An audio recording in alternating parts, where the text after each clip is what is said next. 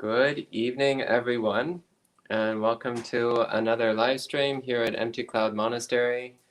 So here we're happy to have with us once again our very venerable senior monk, Bhante Sumitta, who will here be speaking with us about developing resilience in our Dhamma practice, especially when faced with traumatic or challenging circumstances. So we'll let Bhante Sumitta take it from here. And you're always welcome to type in questions whenever you wish, and we'll read them out for him at the end of the live stream. So please, Bhante, whenever you're ready. Samantha Chakravalesu Atra Gachantu Devata Sadhangmang Nirajasa Sunantu Sagga Mokkadang Dhamma savana kalo ayang bhadanta Dhamma savana kalo ayang bhadanta Dhamma savana kalo ayang bhadanta Namo tassa bhagavato arahato samma sambuddhassa Namo tassa bhagavato arahato samma sambuddhassa Namo tassa bhagavato arahato samma sambuddhassa Dve me bhikkhave roga katame dve kaiko charogo cetasiko charogo Dissanti bhikkhave satta kaikena rogena ekampi Vasang arogyang patijana dvepi vasani arogyang patijana mana tinipi vasani arogyang patijana mana chattaripi vasani arogyang patijana mana Panchapi vasani arogyang patijanamana Dasapi vasani arogyang patijanamana Visatipi vasani arogyang patijanamana Tingsangpi vasani arogyang patijanamana Chattari sampi vasani arogyang patijanamana Panya sampi vasani arogyang patijanamana Vassa satampi bhiyo pi arogyang patijanamana Te bhikkhave sattha sudullabha Lokasmin ye cetasikena rogena mohutangpi arogyang patijananti anyatara kenasavehiti. My utmost respect to the perfectly enlightened Samma Sambuddha, the noble doctrine of the Buddha, and the noble Mahasangha, the disciples of the Buddha. Hello everyone, welcome to Empty Cloud Buddhist Monastery. Today is Thursday evening Dhamma talk, and so I think it was already mentioned about the traumatic situations that one can have um, in life, and how do we cope up with such difficult situations. Especially today, I think a lot of people have traumatic experiences, right? People talk about stress, people talk about depression and anxiety and many things. Um, so, do you think in the Buddha's time they didn't have those things? um, yeah, they also had actually.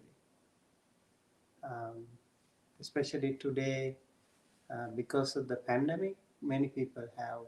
Pandemic itself is massive, or it is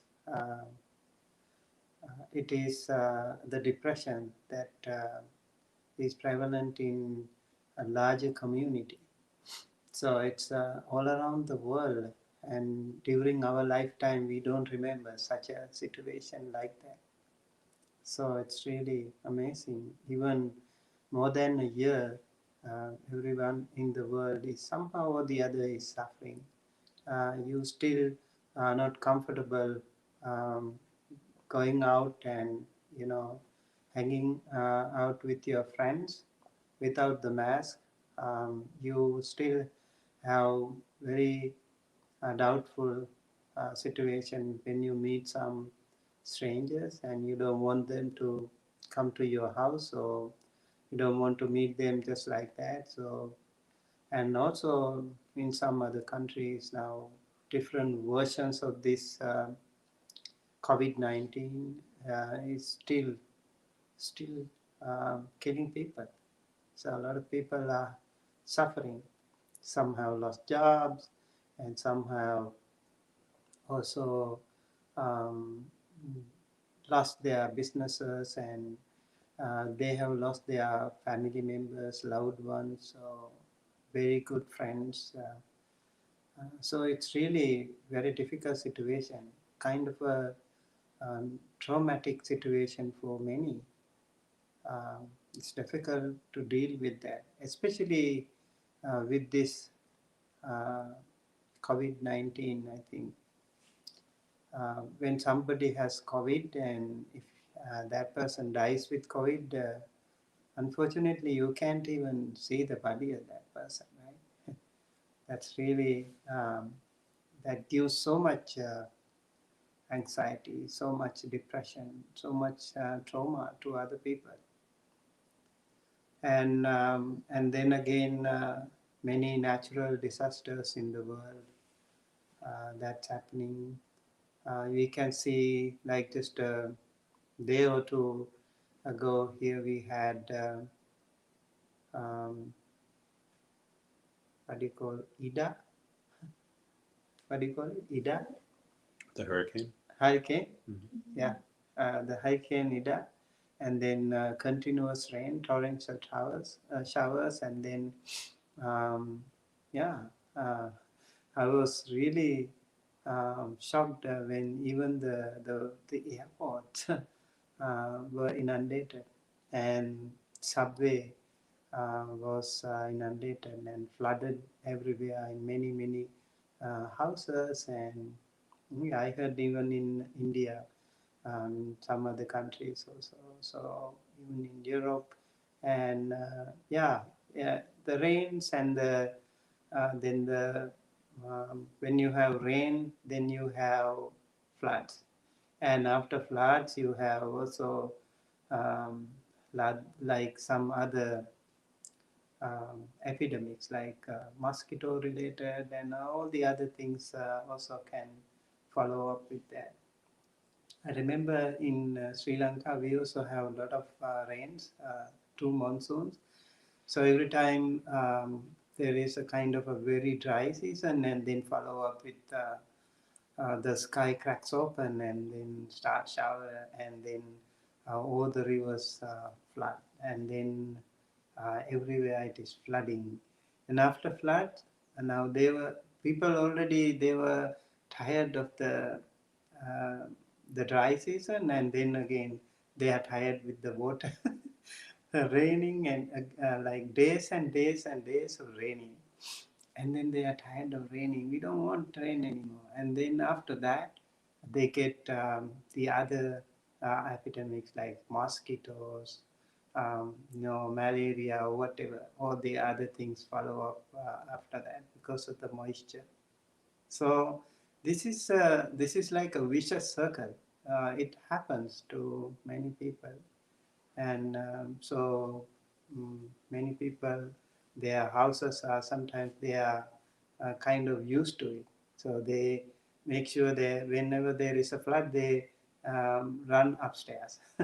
So they make sure the downstairs is a little bit okay, like not many stuff in the downstairs, so they can quickly move up to the upstairs. So that is frequent phenomenon there.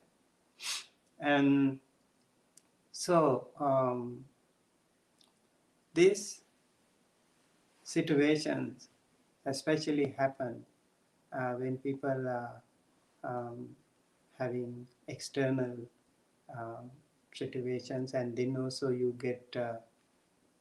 definitely get trauma. You get traumatized. You get shocked, and it can also happen due to some personal experiences, right? Maybe some very unfortunate situation that you encountered in your childhood days, something, um, some domestic violence maybe, or some other reason, can maybe a civil war situation, many things can be there. And sometimes, let's say, like you are about to be drowned in the river or lake or something, and then what happens? Whenever you see water, you get that flashback of that past experience, and then you get traumatized. That is called actually trauma, right? I remember when tsunami happened in 2005, something in Asia, South Asia, and many people died in Indonesia. Most of the people died in Indonesia and Thailand, and also in Sri Lanka. 50,000 people died.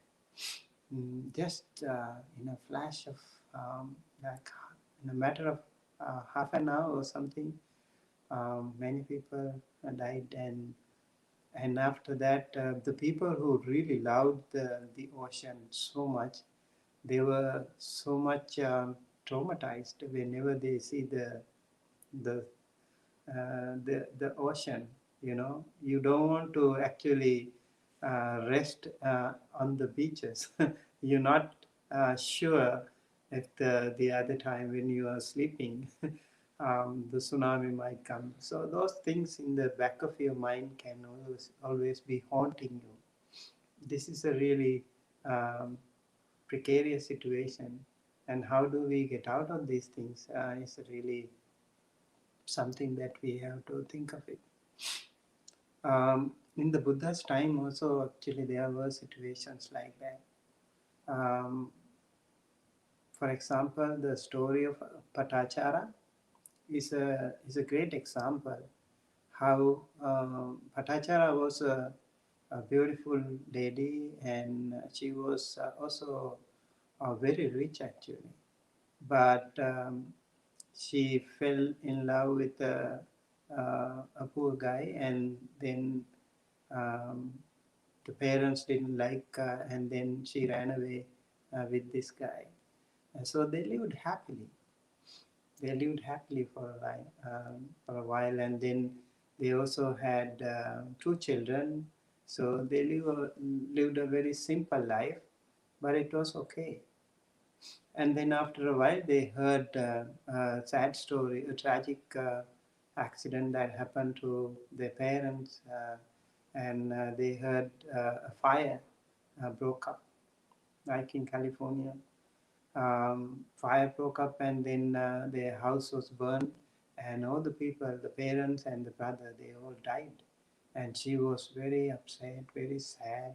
And then they all were going towards the house when they heard that story.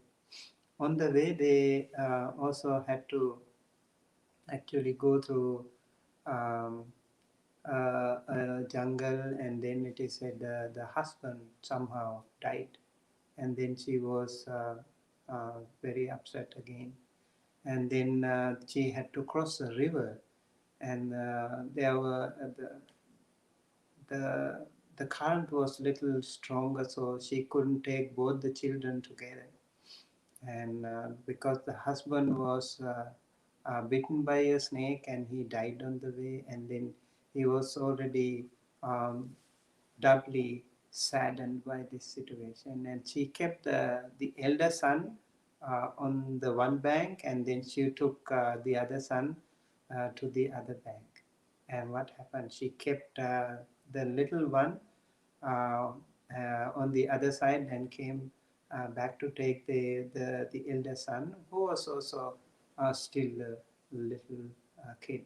And in the middle of the road, in the middle of the river, she found uh, an eagle or a hawk. So came and saw the little kid. It was just some flesh for uh, this, and then he snatched away the little baby, and she was so upset, and she was shouting and crying towards the eagle. What happened? The other boy, he was also he heard the mom shouting, and he thought he she's calling him, and he also jumped into the water. Now both the kids were also gone. Now this is an extremely bizarre case of next intense trauma that was happening to this poor lady, and then she was going toward the city of Savatthi, and she was so upset, and she didn't know what to do, and she almost forgot herself, and she was running here and there like a um, like an insane person. She didn't know what to do, and she even didn't wear her own clothes, and not naked, running here and there, and people were making fun of her, and it was a very sad situation for her. And one time, somebody somehow actually um, led her to the Jetavana monastery, and then the Buddha was there uh, teaching Dhamma to bhikkhus, bhikkhunis, and lay people, men and women. And then she came crying, and then somebody threw a cloth to her. And then the Buddha talked to her, addressed to her very kindly and compassionately. And then she somehow woke up herself from that tragic situation, traumatic situation. And then Buddha gave her, um, by way of loving kindness, compassion, and Buddha treated her, and he cured her disease. Not only that, physical and mental disease, but also the entire samsaric disease. And so she became a nun. Patachara was foremost among the Vinaya bhikkhunis, right? Yeah, she became a foremost among the Vinayadhara bhikkhunis. Amazing story. So reading those stories actually can inspire us. What do we have actually compared to such people? And nothing. We are so lucky that we don't have that kind of catastrophic situations in our life. But uh, Patachara became victorious. She overcame all those things, but luckily the Buddha was there to help her. The story of Kisa Gautami is another very famous story. Kisa Gautami was a very, um, again, a very simple lady, and she also got married, and she had a child, and then what happened due to some reason the little baby died, but the mother didn't want to accept it. She didn't want to accept. No, it's impossible. My son cannot die. It's impossible. She did not want to psychologically accept it. And then people said, "Come on, now the baby is dead. You can those days in India they just dump the dead bodies to the jungle. That's what they did mostly." And so the people advise her, you have to accept this is now your son is dead. Come on, and dump it. And but she said, no, no, this is not dead. This is just sick. My son is just very young. It cannot be. It's impossible. He's dead. When you have that psychological situation that you don't want to accept it, and it's a kind of shielding, and then you by that powerful ignorance you believe that he is alone, he is alive. Then somebody actually said, there is one doctor I know. If you want to take him to the that doctor, maybe he can help you. Then she was very happy. Who was that doctor? That guy said, oh, that is the Buddha. So she was led to the Buddha. And then Buddha um, knew her coming, and then she asked, can you treat my son? My son is sick. Um, then Buddha said, yes, I can give it a try. Yeah, and that was the only positive answer that she got from someone, because everyone in the community, they said, oh, no, she's dead, he's dead, he's dead. And now the Buddha said, I could give it a try, and maybe I can cure your son. Okay, I'm so happy. Then what can I do? The Buddha said, I can cure your son if you get a handful of mustard seed from a house. Oh, that is very easy. That will be the medicine. And then the Buddha said, one condition though, that house should not be a place where nobody passed away. And then she went to a house and knocked at the door, and somebody opened the door, and she asked, my son is sick, and can you please help me? The doctor said, if I bring a bunch of mustard seed, he can cure my son. Then the householder was very happy. He ran into the house and brought a bunch of mustard seed, and she was very happy, and she took it. And then she asked further, oh, by the way, do you think you have also lost someone in your family before?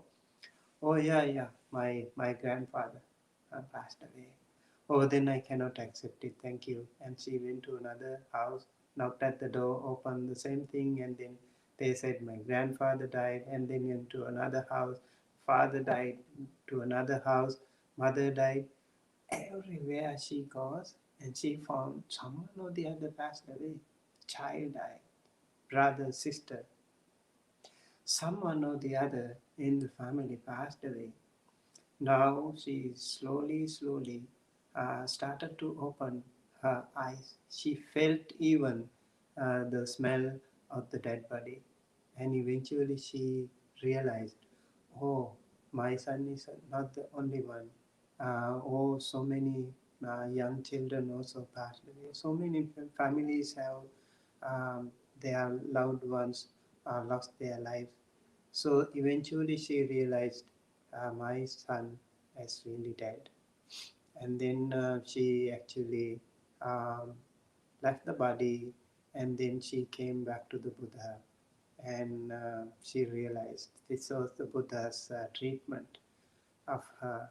And she said to the Buddha, I was trying very hard, going from one house to another, try to find a mustard seed. Everyone was so generous, but nobody had mustard seed without a death in their family.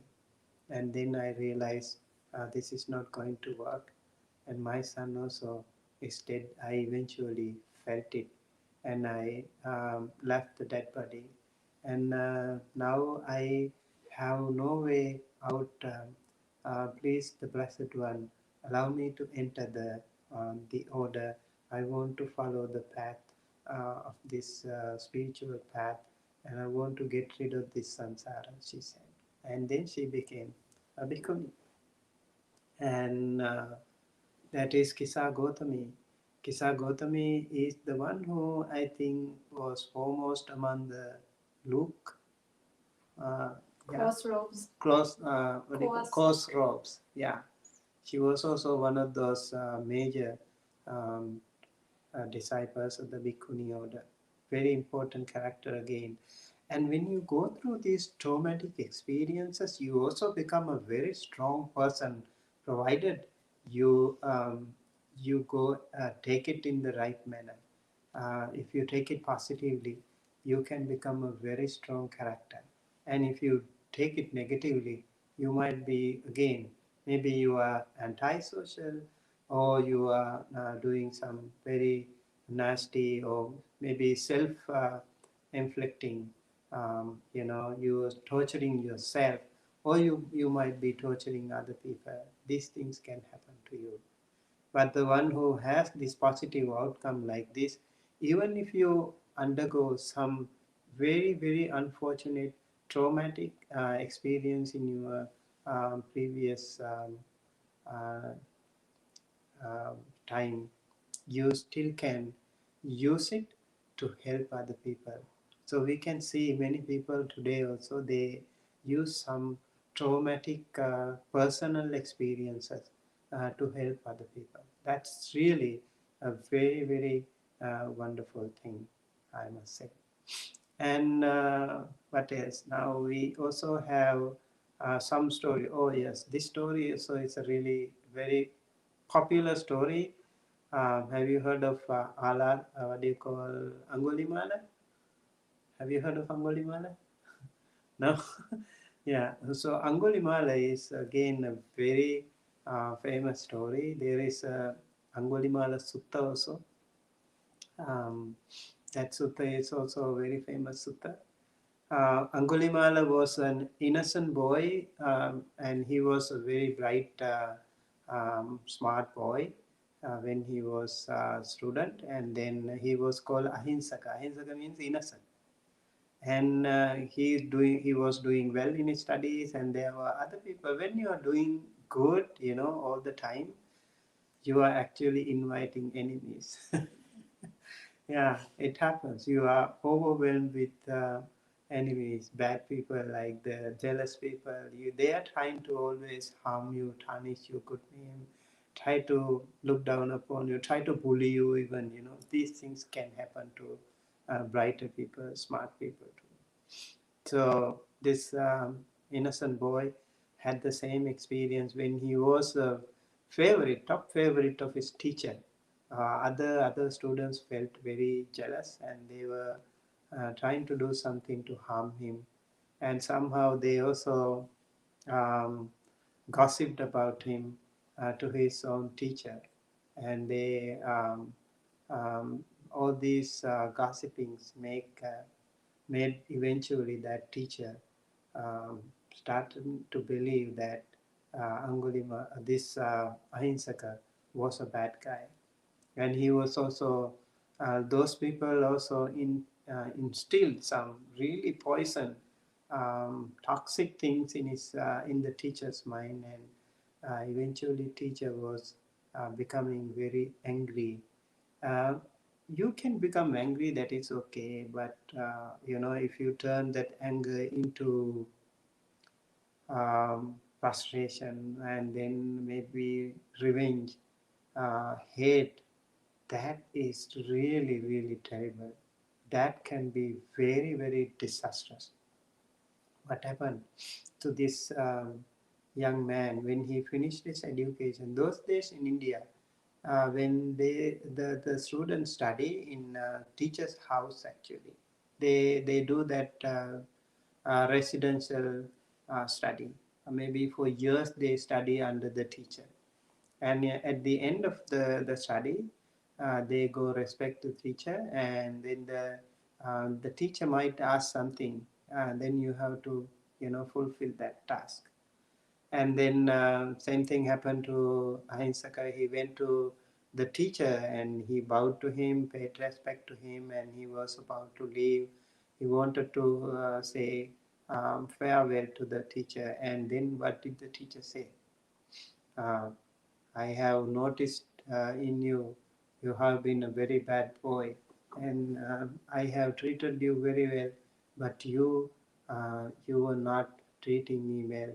You have done really wrong things to me, and now I want to ask you, bring me a necklace of, what do you call it? Fingers, human fingers. Necklace of 1,000 human fingers. That is the award. That is the thing that you have to give me. Mm. So this is in return to your teaching, your studies, your education that you had here under me. This innocent boy was so upset, and he was very, very shocked. And he went home. He couldn't do anything. He was so upset, and he didn't know what to do. He couldn't sleep, he couldn't eat, and many things underwent in his mind. And eventually he couldn't live there even at the house, and he went to the forest. And then he saw a man passing by, and then suddenly the Mara, you know, that vicious intention came to him. And oh, there is a man going, and I don't know him too. Maybe I will kill him. I'll take the fingers, and then he killed him. And that sudden impulse maybe was the reason, and somehow he could do it. When you do one bad thing, you can um, get the hang of it. So he got used to it, and then he started killing people, all the passers by, and people were horrified. They were shocked, and they didn't want to go there. And whenever he saw that someone, this one was called Angulimala. Anguli means finger, Mala means necklace.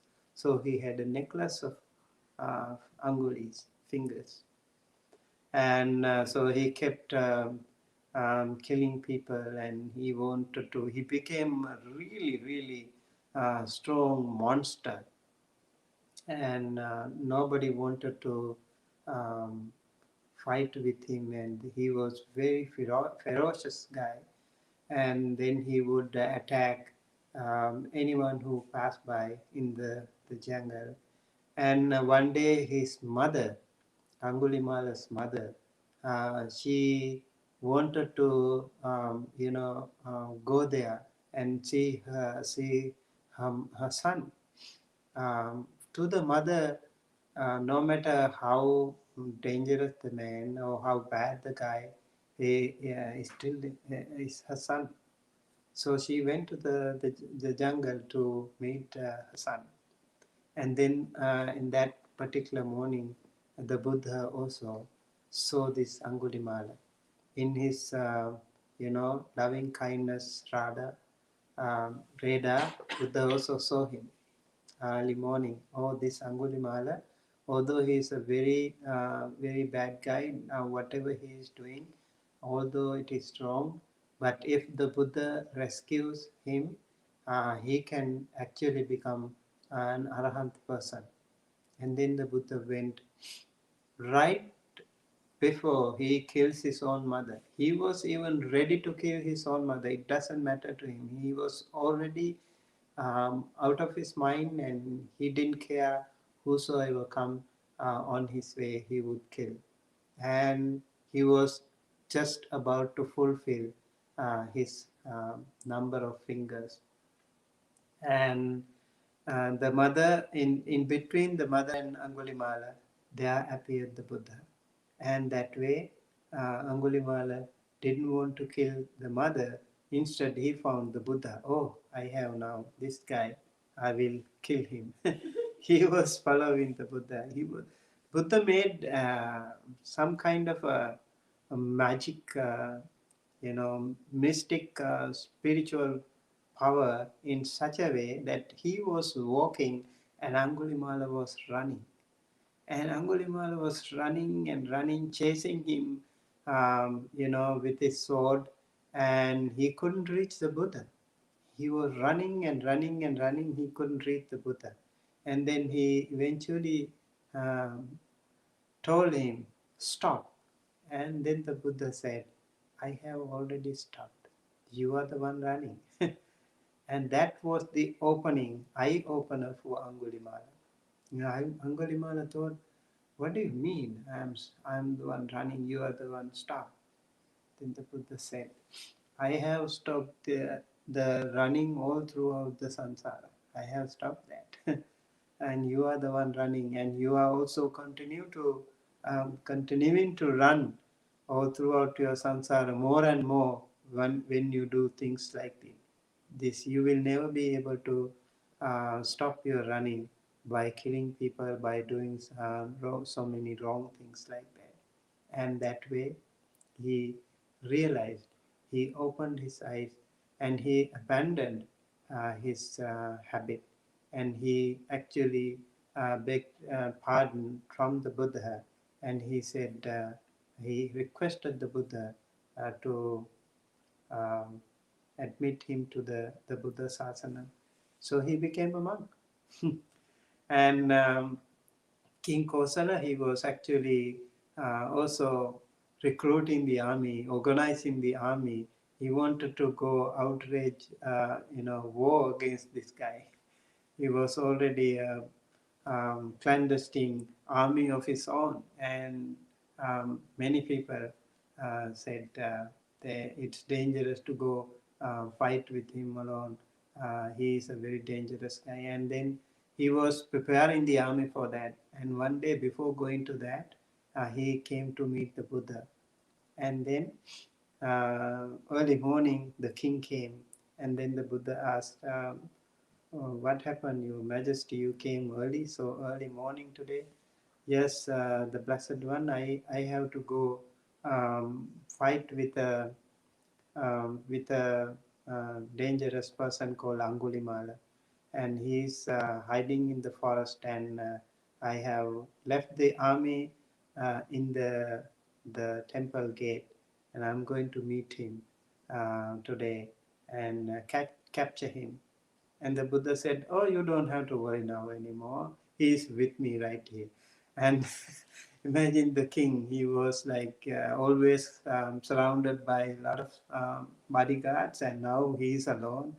He got like sweating. And he was so scared. And then the Buddha said, "Don't worry. He's okay now. He's not going to be a violent man like before. He's already a monk, and he's become a monk, and he's completely abandoned all those nasty things." And then that was the story of Angulimala. And Angulimala somehow became an arahant person, and he also did so many wrong things, yes, and he had to undergo so much torture.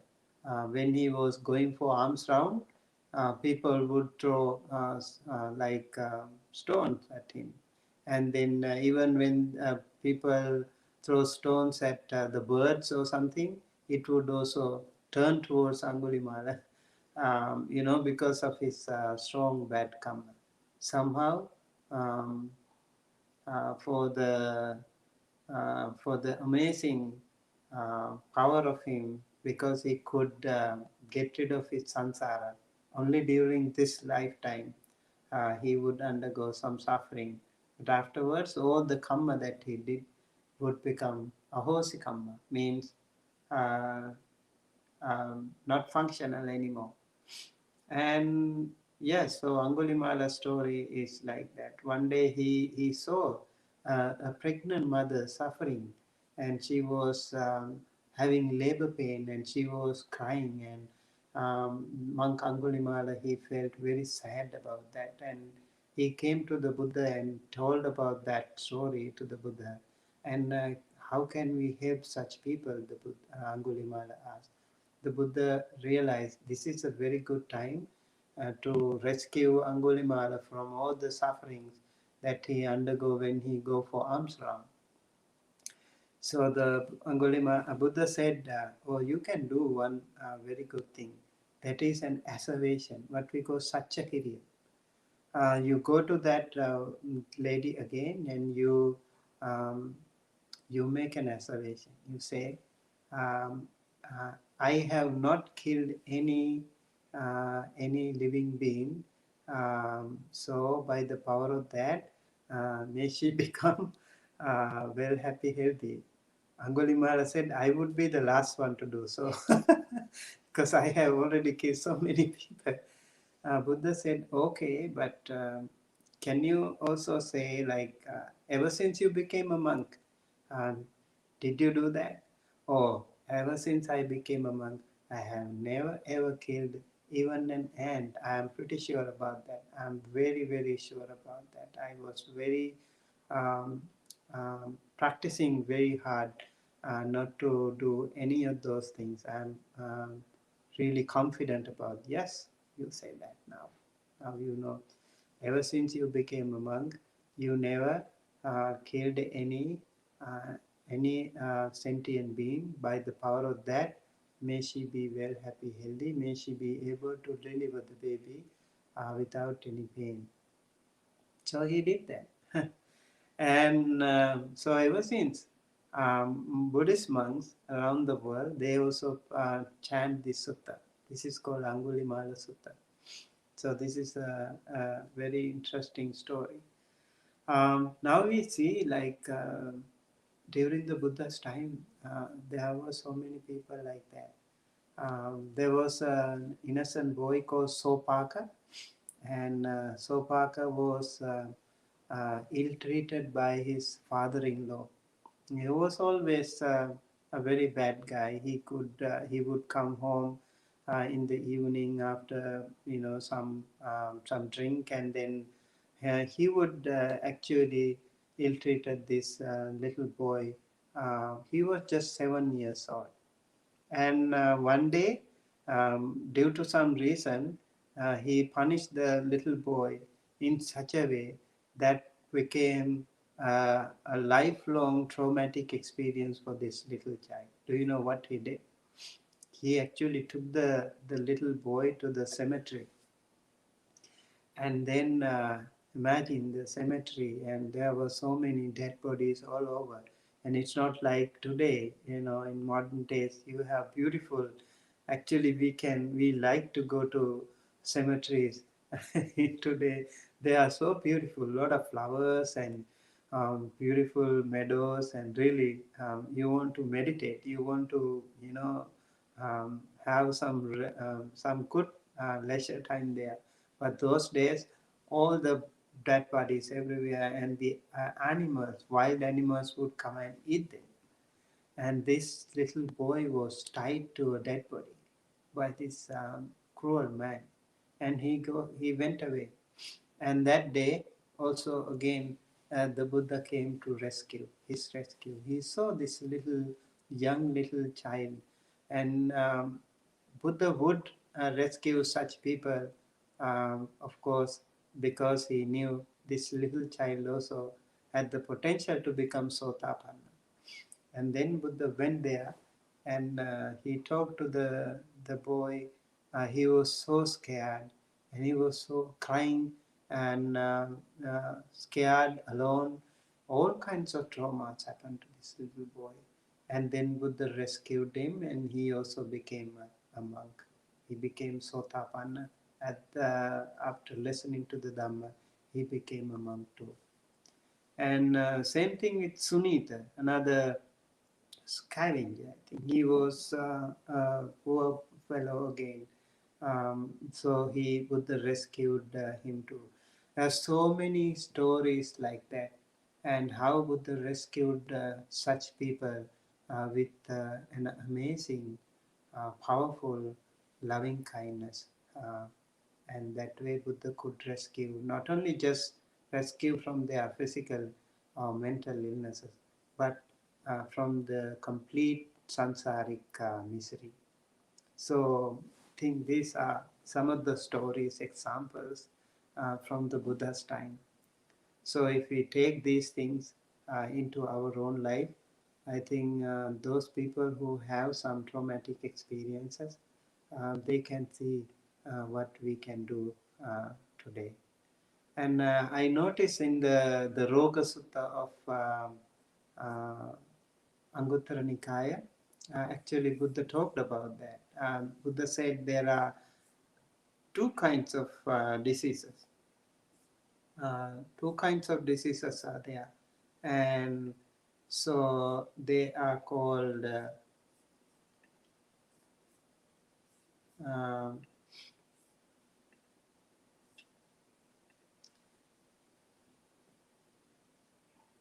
there are two kinds of illness, what two? Mental and physical. Some sentient beings are seen who can claim to be free of physical illness for a year, 2, 3, maybe up to even 100. Some people are like that, right? But it's very hard to find any sentient beings in the world who can claim to be free from mental illness, even for a moment, apart from those who have ended the defilements. So, mental illness can be always there with us. And this is again a very interesting story. There is a story of Bakula, Venerable Bakula. It is said that he lived a long life, and he was a very healthy person. He didn't even have sneezing during his life. There can be some people like that, very healthy people. But again, for vast majority of us, we always have to undergo so many diseases. Even Prince Siddhartha, we heard that he saw the four signs, right? First day he saw an old man, second day he saw a sick man, and third day he saw a dead body, and the fourth day he saw a monk, and that's why he wanted to renounce the world. They were just actually not that he didn't know all these things, of course he knew, but these are the signs for us to understand that um, they are in us, like uh, death, sickness, and getting old. They are an integral part of us, and so sickness is there. We hear this thing in the Buddha's life already. And mental illness is also really an important thing that we have to um, do something about. And the Buddha said here there are four kinds of illness for those who are gone forth. And start with the mendicant who has many wishes and he is frustrated. To start with, a mendicant has many wishes, is frustrated, and is not content with any kind of robes, alms food, lodgings, and medicines and supplies for the sick. So these are called four requisites. You know, the monks don't have too many things like lay people. These are the four things they have. They can still be frustrated with these things. Oh, I didn't get good one. Oh, I didn't get enough. Maybe the other monk got a good robe. Those things they can also compare, and they get frustrated. They can. Oh, he has a very beautiful bowl. I get a small one. Maybe even the cover of the bowl is very nice, and I know I am. Vimala Jnani also can make such things. So, yeah, so the other monks can feel jealous about that, you know. So, because of this, they focus their corrupt wishes on being looked up to and on getting material possessions, honor, and popularity. Some people, some monks, some are very good in Dhamma talks, or some are very popular among people, and those ways. I know, so some monks have got a good kuti, better kuti. That way they can get some frustration. uh, yeah, so uh, aggression, frustration, that can also create havoc in your life. They cannot meditate then. They try hard, strive, and make an effort to get these things. Okay, so they don't have mudita. Like you don't know how to be happy when the others are happy, right? So that is anti this the jealousy comes to us, and that dominates us, and then eventually you cannot sleep, you cannot meditate, you cannot focus on yourself, you can be frustrated, and frustration can lead to aggression. So they have an ulterior motive when they visit families. They have an ulterior motive when they sit down, when they speak on Dhamma, and when they hold it in when they need to go to the toilet. So every time, whatever you do, you have that bad intention. How can I possess these things? How can I harm that person? And so these are the things, four kinds of illness for those, like for the monks. So let alone the lay people, right? So you should train like this, the Buddha said.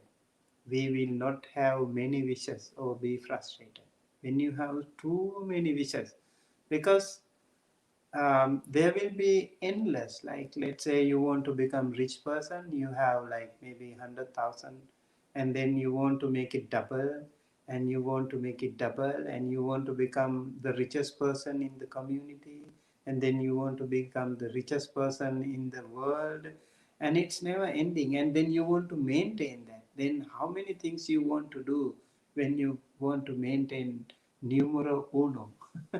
Number one, the richest man in the world. They do so many bad things. They can do many bad things they can do. So it's really hard. So the lesser the wishes, the better for us. We will be content with any kind of robe. So any robe is okay. Any alms food is okay. Any lodging is okay. Medicines, whatever simple supplies is okay. We won't focus our corrupt wishes on being looked up to and on getting material possessions, honor, and popularity. These are very petty things, not really important for us. We actually have to get rid of them. That is what we call renounce, right? So you renounce, you have to let it go, you have to let things go, and that way you can be a happy person. We won't try hard, we won't try strive and make an effort to get these possessions too much. Especially for a monk, it is important. Even for a lay person, you can be a rich person for sure, but make sure you are not going overly. You are not having like so much. You want to possess everything, and you want to be like over possessive. That can make really uh, life difficult for you. Like, let's say you are a rich person, then you are scared to go to the public. Like, we don't have anything we can go, so nobody will rob us. We don't have anything. But if you have, like, let's say like you have $100,000 in you, can you go around like just like that? No, you are so scared, and some people will try to rob you. And even though the other people don't know that you have money, you yourself inside, you are always scared. Whenever somebody is there around, you are scared, you're suspicious. So that way you cannot sleep, you cannot eat, and you are really suffering. So we won't, that is why we will have to, as monks, it is said, we will have to endure cold, heat, hunger, and thirst, and we will endure the touch of flies, sometimes mosquitoes, wind, sun, and reptiles. We have to be, endurant to these things. We will endure rude and unwelcome criticism. People people Like when you meditate also people criticize you. Yeah, that happens. If you give Dhamma talks also people criticize, and other monks can criticize you. Or if you are a good writer, then the other people criticize. You are doing good things also, they will criticize. You are not doing anything, then also they will criticize. This monk is not doing anything. And if you like, let's say like a monk is working for the benefit of many people, doing a lot of welfare activity, then again the people will criticize. So these blames, these criticisms will never be over. You will always have it. So you will have to endure such things. Yeah, so we will put up with physical pain, sharp, severe, acute, unpleasant, disagreeable, and life-threatening. Um, that's how you should train yourself.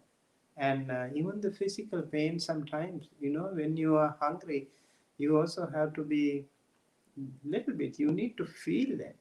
And you need to, like, let's say you have a little bit of headache, and don't try to take medicine right away. Just maybe, you have to see why maybe you didn't sleep enough, or you had some other situation. Maybe you need to take some rest, and um, the headache will be gone. But now we are so used to take medicine right away, right? You have a little bit pain in the back or in the knee, or in the headache, or then you take medicine right away. You don't want to bear it anymore, and that's not the practice. That's not the training that we should do.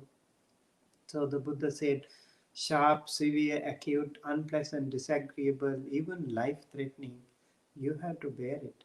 It's very important. For example, when we sick, this is the best example. You know, you get all kinds of pain, and back pain in the knees, and maybe the heel, or maybe the back, or thighs, very painful, difficult. I cannot sit anymore. I want to stop meditation. It's enough. And you always try to, find some excuse to run away from that. And then when you have it, you have to think, I will bear it some more time, little, maybe 5 more minutes.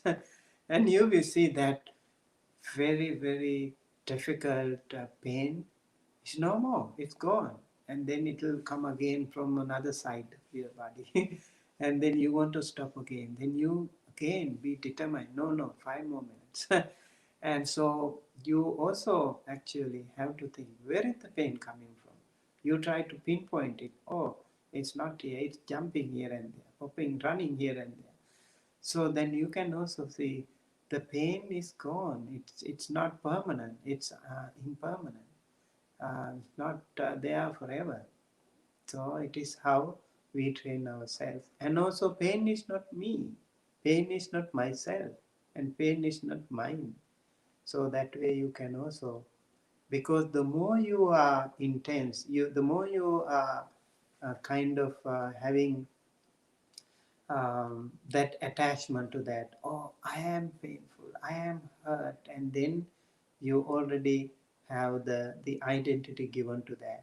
When you give up, when you let it go, when you just be calm, and the pain will not be so aggressive. I'm sure you can try next time when you meditate. Meditate for a little longer, and you see when the pain comes. Just calm down. Don't try to change the position. If you try to change the posture, the pain will come right away in another way, and more aggressively this time. So if you don't move, just be calm, just be cool, and then the pain will also be gone. And we humans have an amazing capacity to adjust to situations like that. Yeah. So, um, yeah, so these things are really, really helpful. And I hope uh, with that I would like to conclude, and hope this one was helpful to you and learn something. And by the power of this merit, I would like to mention, may you be well, happy, healthy, safe wherever you are. May you also be um, heal from all the sufferings that you go. I also want to mention one more thing. Many of us, we suffer because of our past, or we suffer because of our future. So do not worry about the past. Past is past. Let's say, like, if Angulimala could do so many wrong things, he could come up and he could become an arahant. So even if we did something bad in the past, we still can do some. Start from today. We can do some good things, right? And then do not worry too much about tomorrow. A lot of people, they they tell me, Bhante, can you please pray for me? I ask why. Because I'm going to undergo a surgery. I have this thing, that thing, and can you please pray for me? I'm very restless. I cannot sleep. I am very painful and stressful because it has not even come yet, and you are worried already. So that is about the future. So do not worry about the future. Do not repent of your past and keep doing the good thing and be happy whatever you do right here, right now, and be confident of your practice. And that way you can be a happy person. You can be a stronger person. You can recover from many, many illnesses, both physical and mental illnesses.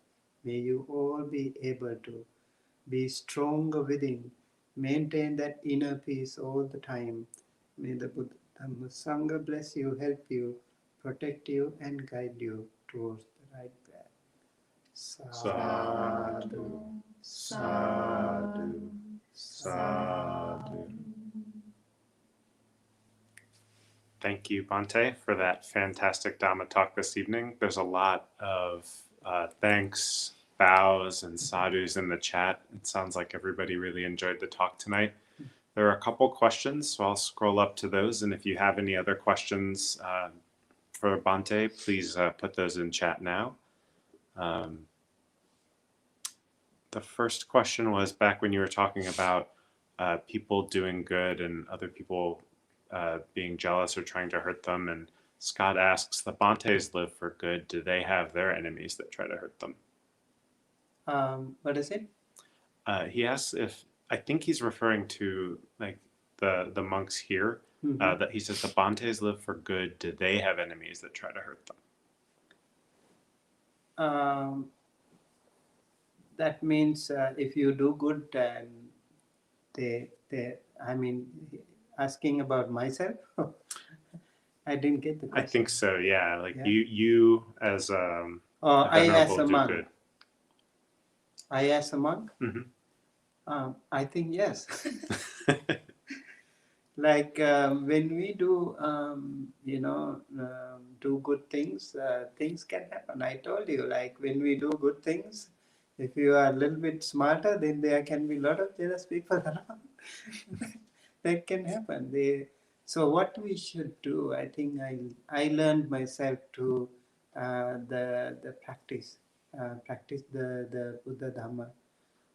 One of the amazing technique I learned was to send loving kindness to all the people. Whosoever is angry with me, I am very generous with them. I have something with me that I can share the loving kindness to that person. I want to radiate loving kindness to that person all the time. So I try that, and it works for me really nicely, because um, the more I feel confident about my own practice, and the moment I let it go, and then I send loving kindness to the other person who is maybe trying to harm me, trying to blame me, gossip, all these things, I just send loving kindness to that person. I don't want to engage in arguments or anything. I feel so good. Myself, I feel so good. And that is what I do all the time. So even when that person is sitting next to me, I don't even have to talk. I just send loving kindness to that person. And I do it all the time. This is one of the best techniques I think I learned, and it really works for me. It is my magic formula. I would like to share it with you. So, whenever you see someone who is not happy with you, who is jealous with you, who is angry with you, send loving kindness to that person. Be confident. Send loving kindness to that person. You can pray for that person. May he or she be well, happy, healthy. May he be very rich, and may he or she get all the good food, all the good health, and be happier, happier, and that way maybe that can work for that person. So he or she doesn't want to harm you or anyone else, because when you are happy, things get become little better for that person too. So that's what I do. Thank you, Bhante. Dulani asked a question about the Angulimala Sutta. They ask, why did the teacher ask Angulimala to perform a dangerous act of harming other people and taking their fingers? They also say they're happy, though, that the Buddha was able to purify his mind. Yes, I think that is the jealousy that happened to him. The other students around, and they definitely did a very bad karma by way of doing that. And those students were continuously poisoning the teacher. They continuously told bad stories about this little innocent boy. And so at the beginning, he didn't want to listen to them. But when somebody continued to give all these things, maybe some people, get carried away by that. So unfortunately, the teacher was poisoned. And then what happened? When the teacher was poisoned, and teacher's anger became a poison, little small seed of poison became a little plant and became bigger and bigger and bigger, a poison tree full of poison fruits. And then he was thinking of himself, look, how do I get rid of, how do I ruin this person, how do I hurt him back? And so yeah, that was the best thing he thought. He is not going to do this. He is not going to be a good like this anymore. So he transformed this innocent man to a complete monster. But yes, the Buddha was there to rescue him. But I'm sure the um, Angulimala's teacher and the other fellow students must have done a very bad karma. Thank you. One last question in the chat from Sam. Hi, Bhante. How to have better sleep? Sometimes sleep is really bad, waking up in the middle of the night and can't fall back asleep. Sam believes this is due to past traumatized sleeping experiences.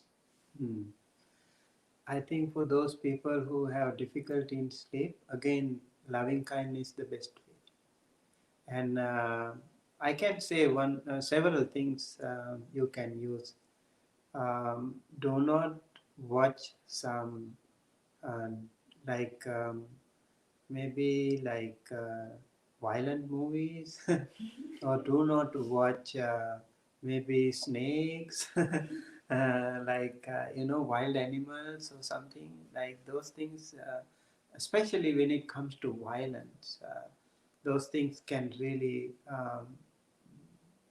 make it difficult for your sleep. And maybe 1 hour ago something you have to get rid of the equipment. Maybe the computer or the phone. If you are doing a study or something, that's a different thing. But if you are watching movie, and then I think I remember recently somebody asked me, I'm going to watch a movie and then I'm going to do meditation. I said that is not going to work. That's not going to work. You have to maybe watch a movie some other time. If you meditate, because when you sit for meditation, all the scenes in the movie will pop up, and then you will actually watch the movie again in meditation. So that's not a good timing for your schedule. And same thing when you watch some violent scenes, it's really um, dangerous for you. You cannot sleep properly. And then the Buddha said in Mettanisansa Sutta, there are 11 benefits of loving kindness. One is Sukhang Supati. You can sleep comfortably, peacefully, happily. Sukham Patibhujyati, you can wake up peacefully, happily, because you are very practicing loving kindness.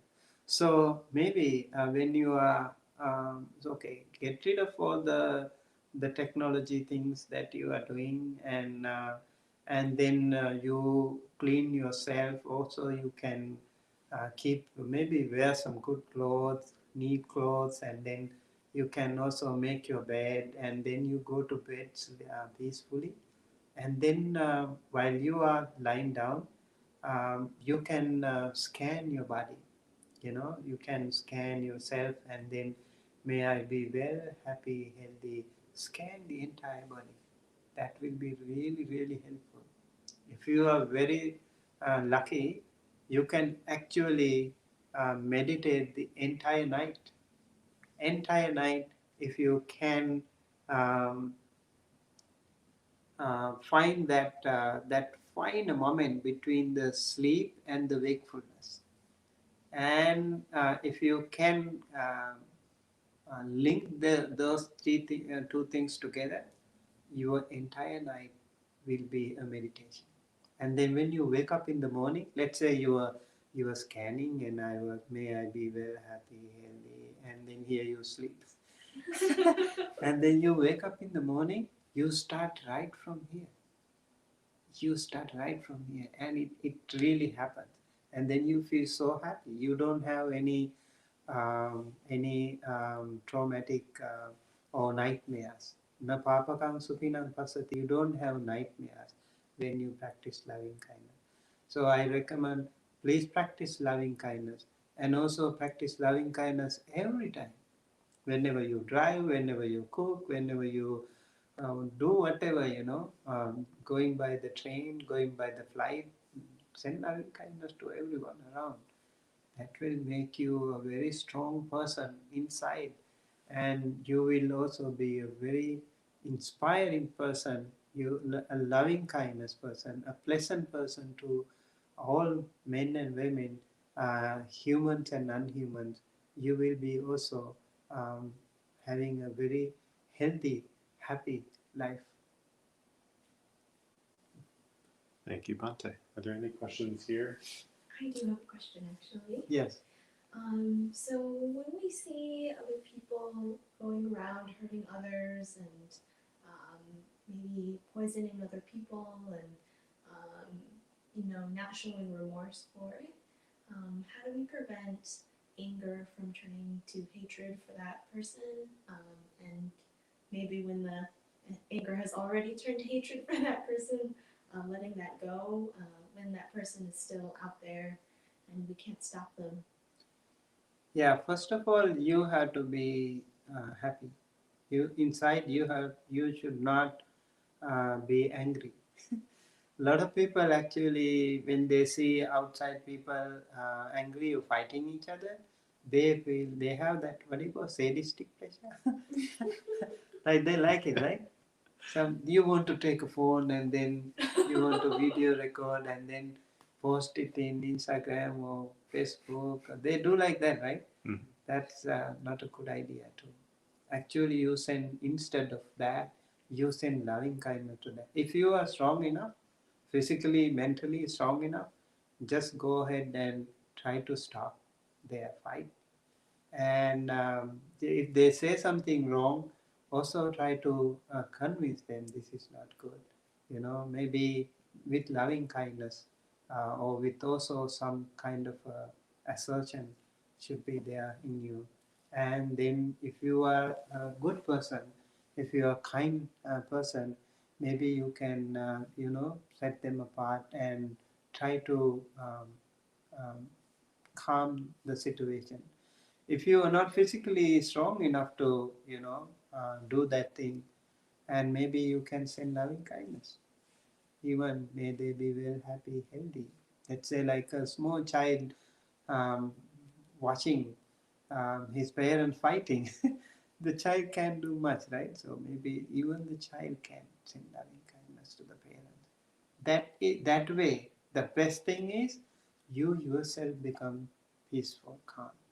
This is the most important thing. We do not want to get hurt ourselves by taking others' problems into ourselves. This is the most difficult thing that we have. We should not uh, become toxic because of our other problems. And then later, you try your best to calm the situation down. And by praying, by sending loving kindness, and also approaching them personally, maybe that time if you can't, later on you can go ahead and talk to them. Hey, I think that is not the way you should do. Maybe I would like to suggest you that will not be good for you personally. If you continue to do like this, why don't you change your attitude? If you can maybe personally talk to that person, that will be such a wonderful. You can become a wonderful kalyana with the friends, right? And then everyone will like you. So I think that way is a good way to get rid of your own suffering, because by saying that you don't get hurt, and then you are also contributing. One, by sending loving kindness, and also by doing something in action. Okay. Sadhu, sadhu, sadhu. Thanks again, Bhante, and thanks to everybody in the chat. I believe that is it for this evening. Tomorrow we have monk chat in the evening. I believe there's also a Dhamma talk in the morning. So we would love to see you all there. Have a great evening.